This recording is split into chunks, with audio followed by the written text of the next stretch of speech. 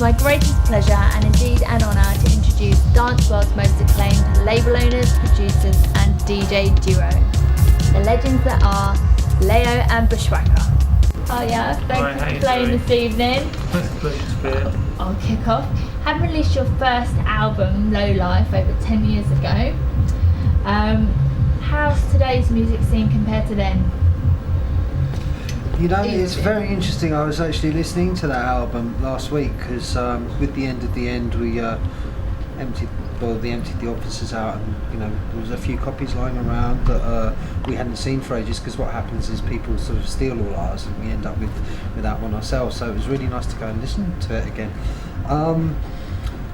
I guess when we made that album, we completely did our own thing. We didn't follow any guidelines. We weren't answering to anyone, and we made the whole album as a concept of joining the tracks from start to finish, and right across the board tempo wise. I think these days with a lot of dance artists in our scene as DJs, they're making a lot of good producers making very good music, but it's quite similar, the music that they're making. It's kind of within the genre of music that they play, whereas when we've made an album, we've always made music which is really right across the board.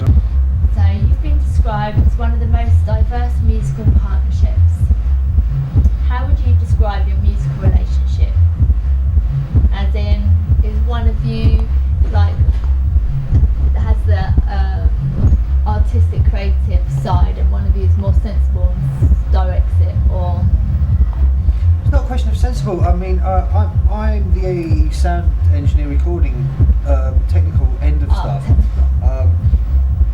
Then how we work together is what Layo does. Brings in, it does a lot of the background research before we make a track. The sounds sourcing, the sample searching, the structural ideas, the conceptual ideas, which we of course work on together as well. And in the studio, that's really good, because when I get quite involved in the technical end of things, Layo's knowledge and creativity combined with what I'm doing and with my creative side might get a little bit lost in the technical end of stuff. Is the second pair of ears that when we're working together, here's things that I won't notice, and kind of vice versa as well. What would you say? Yeah, I think it's what Matt said just then is obviously correct, but it's also, when you're two people, you're approaching it very, very differently, obviously, to you're one person. Because if you're one person, you just listen to your own feeling, your own voice about it, whereas I come with the kind of ideas which usually we've discussed before I come to the studio. It's not like I just come and say, right, we're doing this. Right. It's like we'll talk about it, and then I'll work within that framework. And then when we get there, we often find that we go quite a long route, but we end up back where we wanted to begin, if that kind of makes sense. So we'll start a track, it'll go probably a little bit not quite where we wanted it to go, but end up coming back where we wanted to go through both our kind of creative routes. Okay. So you never have any differences then, do you? Or do you get on quite well? In the studio, the differences are always compromised by what we both realise works. At the end of the day, it has to work, and we get there one way or another. And those kind of differences are irrelevant to any other part of our relationship, because they're just simply how to make it better. Yeah, it's a practical thing. I mean, because the creativity can be there, as much as we want it to be. However, we often laugh about stuff that we can come up with a line which at the time sounds great, and like an hour later we're like, or even like, we'll come in 3 days later and we'll turn the track on, and what were we thinking? But it's funny. It's never an issue.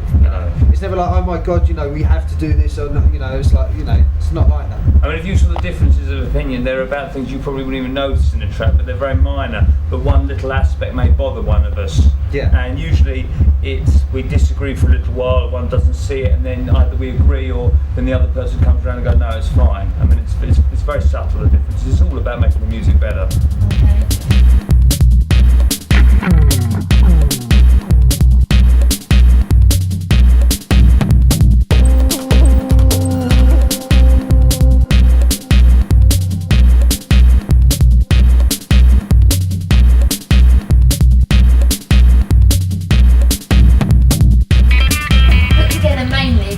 Quite incredible individuals, one Layo Paskin and one Richard West, aka Mr. C. Firstly, you must feel extremely proud to have played such a massive part in leading the London club scene for well over a decade. The standard you guys set inspired so many DJs, promoters and club operators to try harder and harder to up their game. For dance music lovers from all over the planet, it's been nothing short of Clubland's Mecca. It really is sad to see it go. It's closed just 2 weeks ago now. How do you feel? Has it really sunk in yet? No, I don't think it ever really will sink in. It's just something you get used to a little bit. But we ended it in a way that I feel as proud as I do is in the way that we ran it, and it felt like the right time. And I still don't change that. I still feel that it feels like the right time. I'm proud of what we did. I love doing it. I love working with everyone there. I loved being part of the creative thing. It's really nice what you say. I don't look at it quite in those terms, but it was a wonderful thing to do and an amazing part of my life. You know, I just hope the next stage of my life is as interesting. Okay, and it seems almost impossible that anyone else could come ever even close to achieving or recreating what you did. What are the chances? Could you maybe, is that complete the end, or could I think I would again? Yeah, I'm always a believer. There's always people doing new, interesting things. Someone will do something else really good. It won't be the same, but it'll be really good in a different way.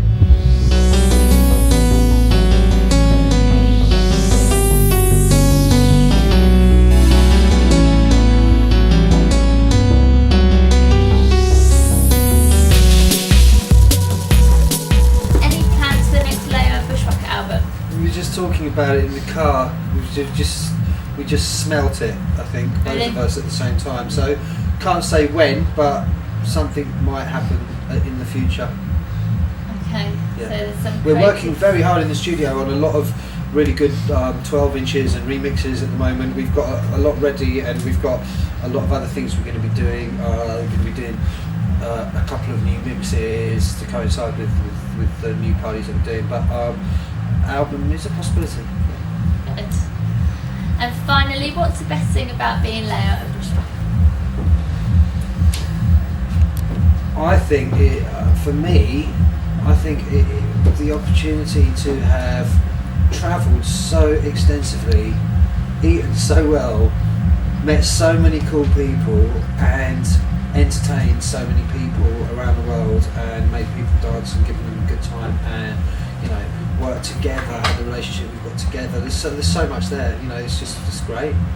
And something else would say, we did it all on our own terms, which is really, really, really good. The only person who's ever really helped us in the global sense is Mr. C. But in every other sense, it's been on our terms, which is a nice thing to have done. The mistakes we've made, the successes we've had, have all been kind of our own, which is a nice feeling. Yeah. Well, listen, thank you for talking with us today. It's Thank been you. a pleasure. Nice to meet you. Thank you. Very nice to meet you. I'm Annalie, and you've been watching Junk TV. See ya. Cool. Thanks a lot. Já faz tempo pensando eu estou. Eu quero me mostrar, tu não quer me mostrar. Já faz tempo